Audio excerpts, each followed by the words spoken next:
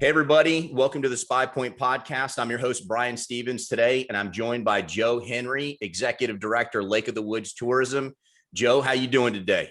Hey, Brian. Great. Good to see you, man. You as well. You as well. Hey, listen, before we get started, I definitely need to let everybody know to rate, review, subscribe wherever you consume podcasts, and doing so helps our listeners find us and helps our community grow. So, Joe, let's jump into it today. And in doing that, tell me a little bit about yourself, your background, and Lake of the Woods. And there's so much to talk about today. Yeah. So my title is I'm the executive director of Lake of the Woods Tourism, and Lake of the Woods, Brian, is located up in Minnesota. In fact, Okay. we're in the very, very tip top of Minnesota, the very, very Nice. top, and we're actually the northernmost point of the contiguous United States. And Lake of the Woods is known for, primarily for its fishing. We got a lot of great hunting opportunities up there as well, but fishing is so good, it kind of steals the show. And this is that time of year. I'm sure it's kicking off beautifully right now. Oh, yeah, we got so much going on. So when people think about Lake of the Woods, if you haven't been there, there's basically three parts to Lake of the Woods. The first part is called the Rainy River, and the Rainy River feeds Lake of the Woods. The Rainy River in its own right is an incredible fishery. We just got done with our spring walleye fishing season. And during the spring season, people caught walleyes that were over 10, 11, 12, 13, 14 pounds in our river. So the walleye fishing is incredible. And then, of course, right now as we speak, the sturgeon fishing is going bonkers up there. Nice. People are catching 50 to 100-pound lake sturgeon, and wow, it's incredible fishing. So that's the first part of our system. The second part is called Big Traverse Bay. And Big Traverse Bay is the great big open water of Lake of the Woods. It goes for about 30 miles north-south by about 25 miles east-west. So it's really, really big water.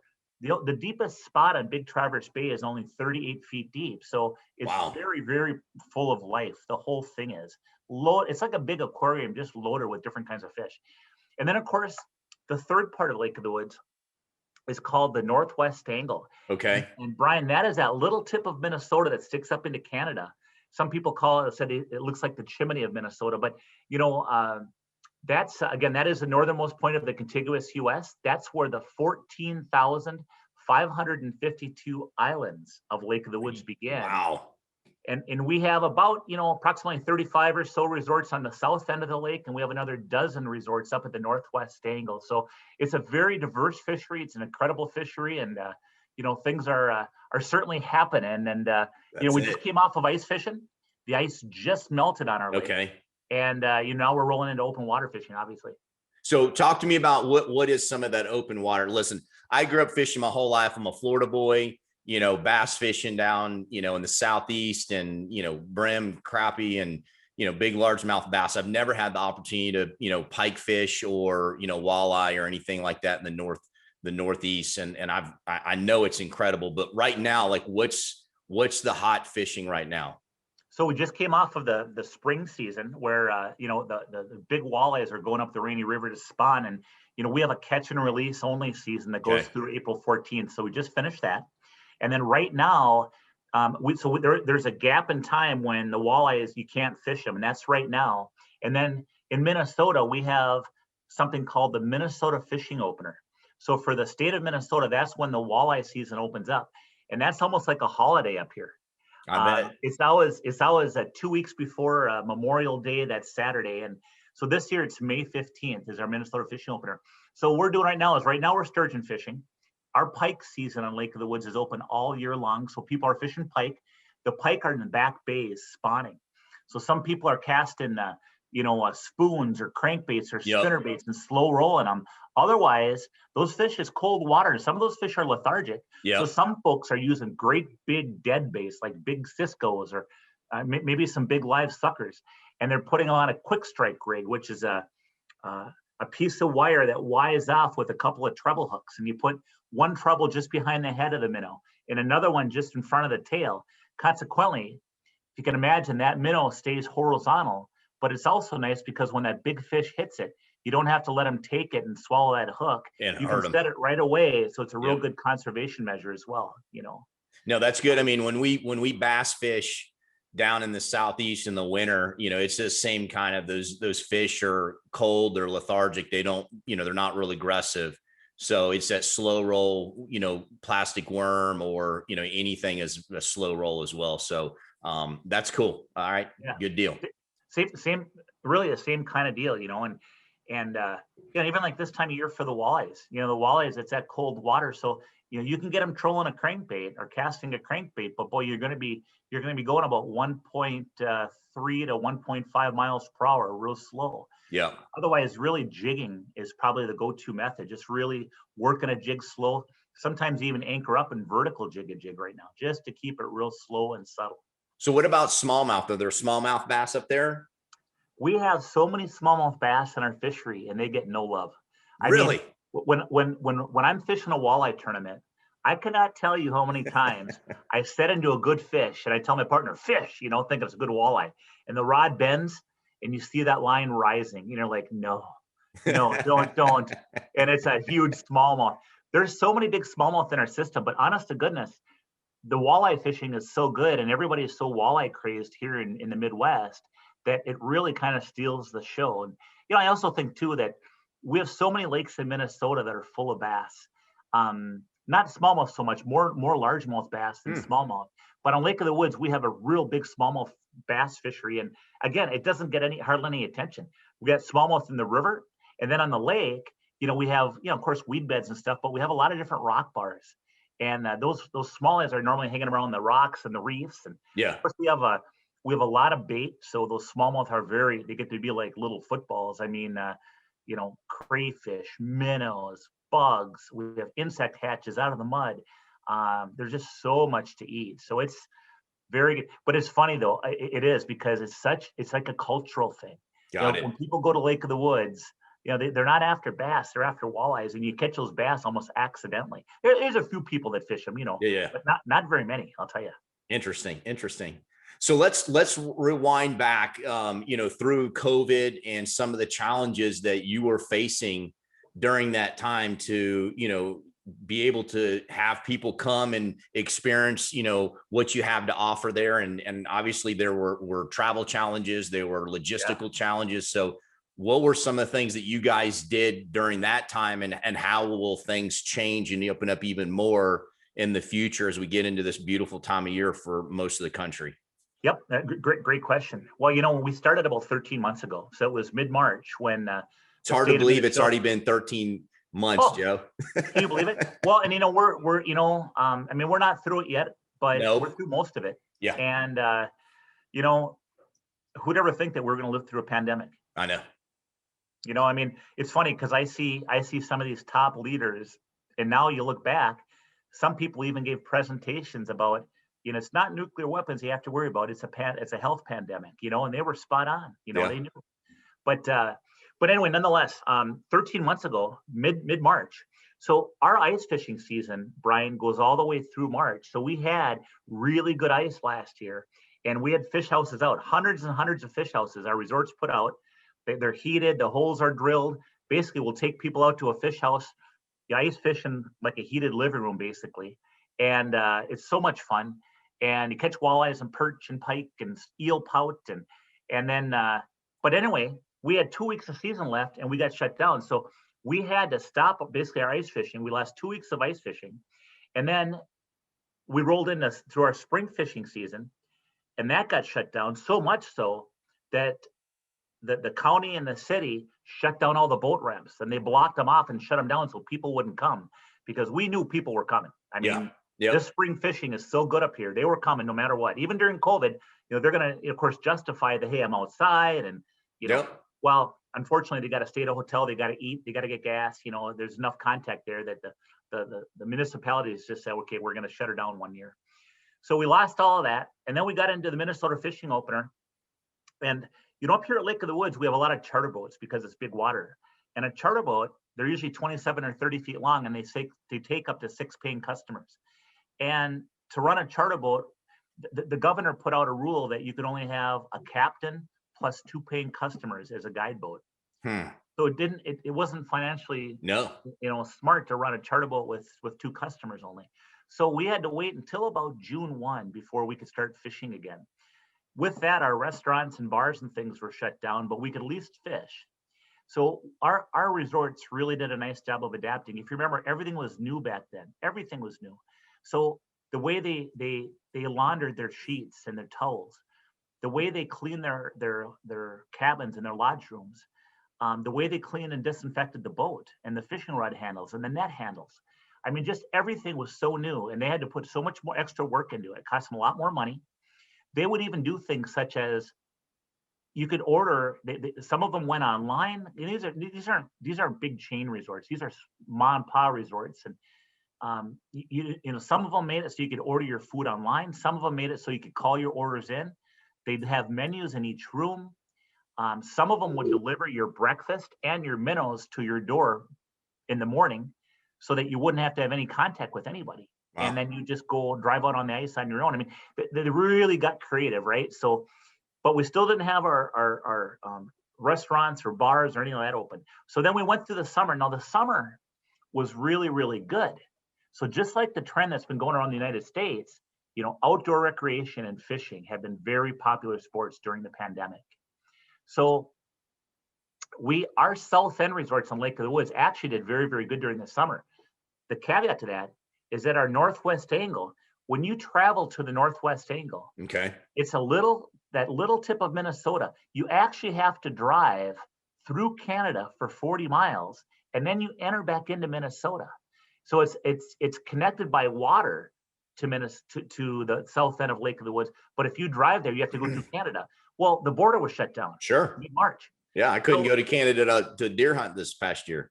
Oh, it's hard, isn't it? Yeah. You know, so yeah, so our resorts up there, our 12 resorts, they're basically cut off. So you have the south end thriving, and then you have the northwest angle that's really, really struggling. And you know, we got a little bit of business. You can go across 40 miles of big open water, but not everybody can do that. It's dangerous. It's you know, you get 6-7 foot waves if it kicks up, and you know, so let's just say that our resort community up there overall suffered a lot. They're still suffering because the border is still closed. So it was interesting. So our South End resorts actually did very, very well, and that sort of thing. Up north, the northwest angle was cut off from their customers because of the border closure. This winter, nobody ever thought this thing would run into this winter. Never thought it would go that long.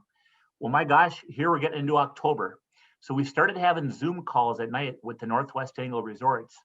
And we figured, you know, we got to do something because their backs are against the wall. Imagine you have a resort that you built up, and all of a sudden, people can't get to you. Now, what do you do? 1, 2, 3 months. Now it's on 6 months, 7 months, and it's going into your ice fishing season, which is a huge season. So what we did is the Northwest Angle Resorts decided to do what's called the Northwest Angle Guest Ice Road. If they created a 30-mile ice road, they could keep that ice road in Minnesota, and guests wouldn't have to go through Canada. Never been done before. The resorts planned it out.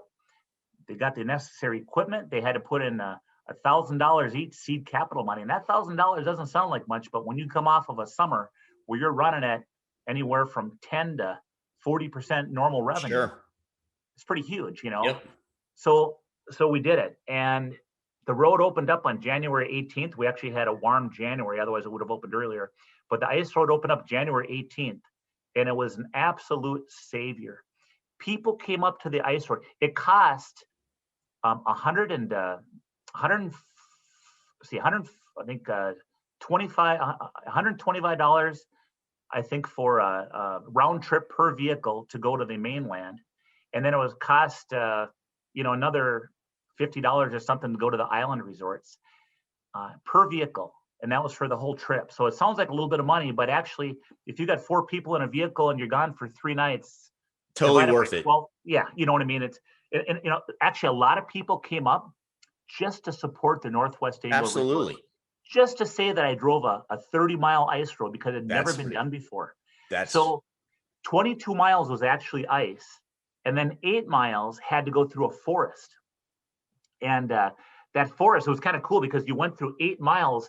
I mean, it was thick forest, and there's a road going straight. It was actually on the border of the United States, Canada, and it went straight through this forest, and then it connected to a dirt road that brought you into the angle then.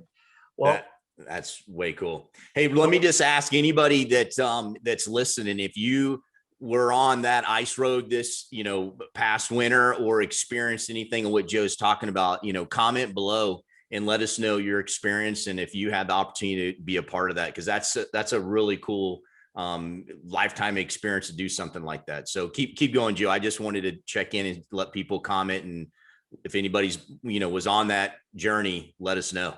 Yeah, it's far enough away. You got so much going on. I can't remember the price. I think it was 140 per vehicle and like 165 Yeah, listen, island, something like people, that. if you love to fish, you'll pay it. Well, and that's the fishing up the angle is so good. Yeah. There, you could buy an annual pass for that ice road. Like if you were a cabin owner, you could buy an annual pass for $500. There were a couple people that bought passes that weren't going to go on that road at all just to support the angle. That's very cool. It says a lot about you guys. Oh, it's just to support those businesses. These are hardworking Minnesota business owners that they don't want handouts. They don't want that. They want to work for their money, And sure. So we did this ice road, and when it was all said and done, we had over $135,000 into that ice road.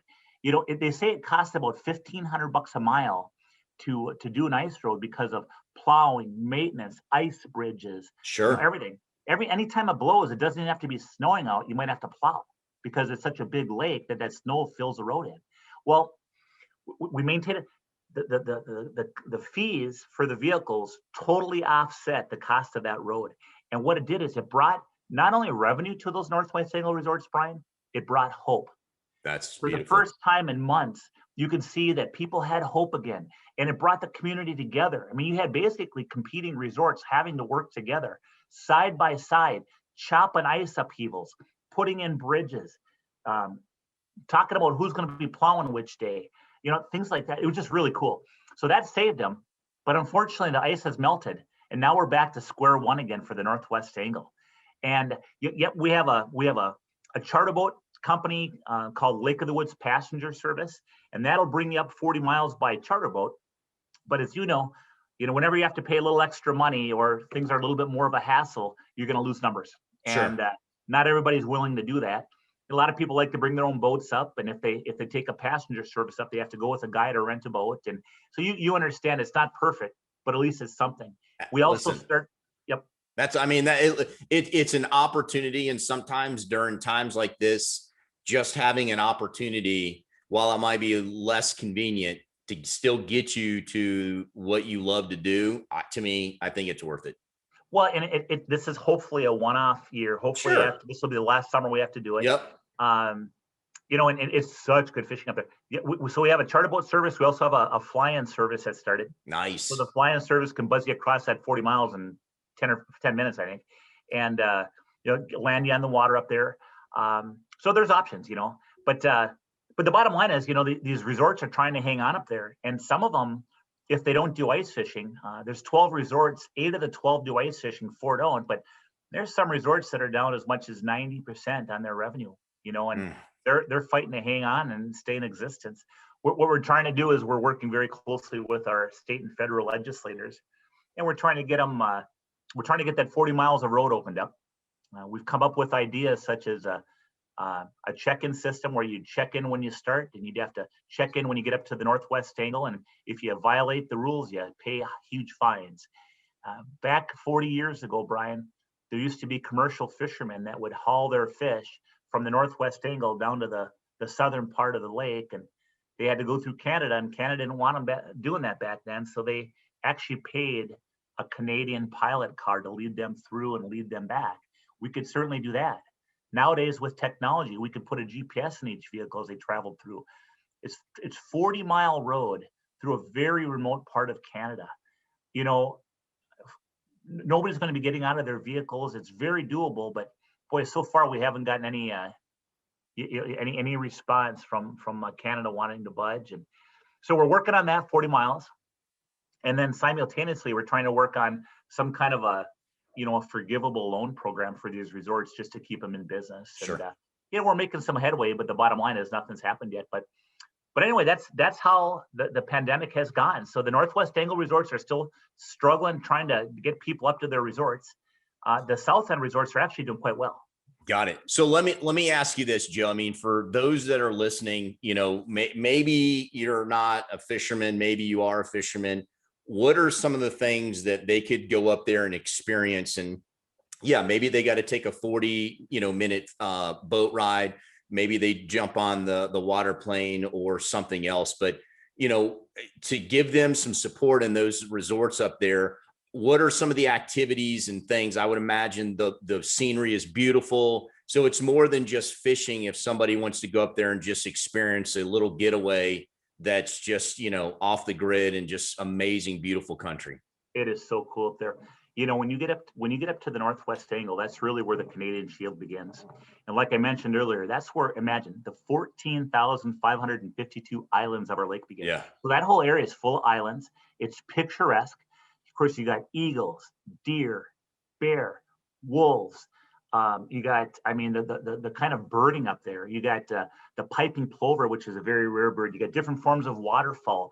You got terns, seagulls, cranes. I mean, it's just so interesting. And then, you also have things like Fort St. Charles, which is an old explorer trappers camp up there that you can go visit. They actually have it intact.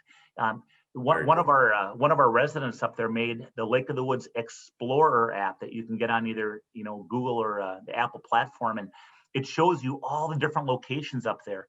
There's gold mines. There's a place called Cheerio Beach where all the little rocks look like Cheerios. There is history. There's Garden Island State Park. A lot of all the guides up there will do shore lunches. So even if you don't want to go fishing, you can still do a shore lunch with, a fresh walleye or whatever the case might be. It is God's country up there. Now, the resorts are interesting. You got two different kind of resorts. You'll have one kind of resort that you stay in a cabin, you make your own meals and do your own thing. Maybe rent a boat, whatever. Then you have other resorts that are full service.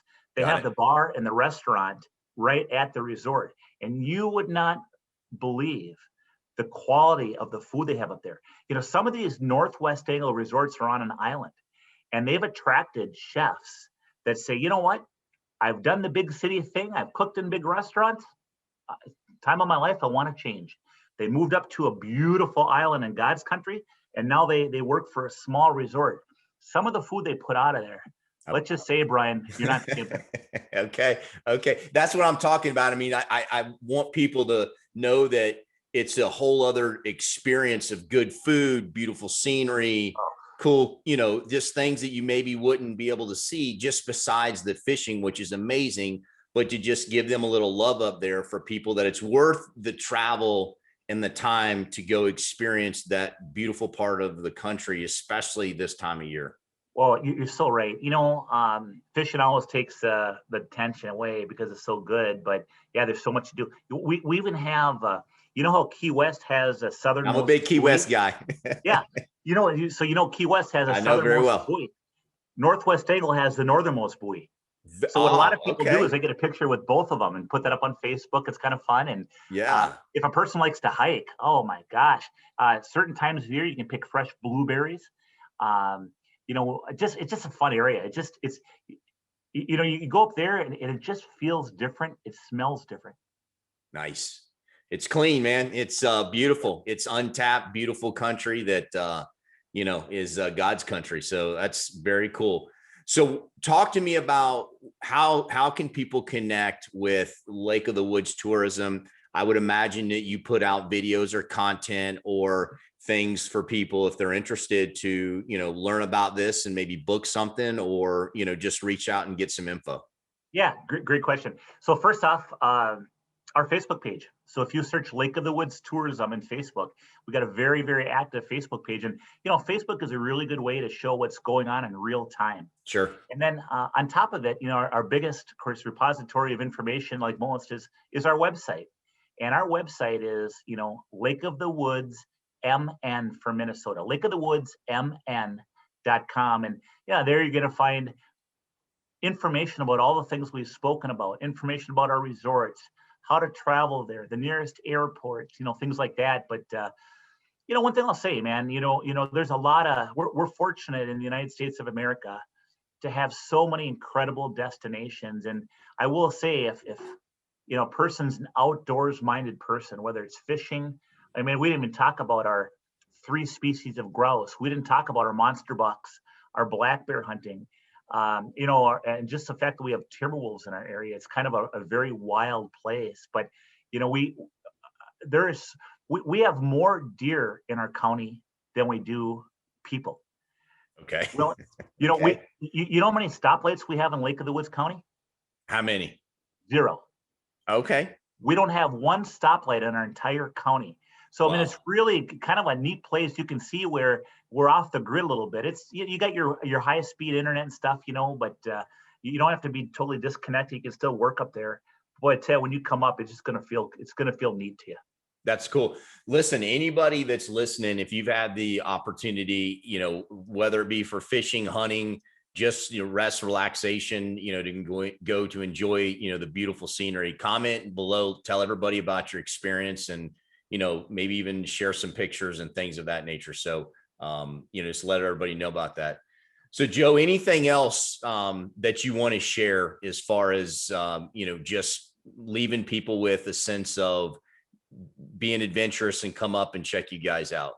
I would just say 2 things. Number 1, hey, if you're an outdoors minded person, if you're in the South and it's 110 degrees and you want to get up to a part of the world that's incredible, it has incredible fishing opportunities, hunting opportunities, and during the summer, we're going to be at about that 80 degrees. That feels like air conditioning compared to some parts of the United States. Yes, it does. Our bass fishing, if you are a bass nut because you are from the South, our bass fishing is second to none. You're going to have, but at the same time, sometimes it's fun to connect with different kind of species, Sure. pike, muskies, walleyes, whatever the case might be, it's big lake sturgeon, that's one thing I'd say.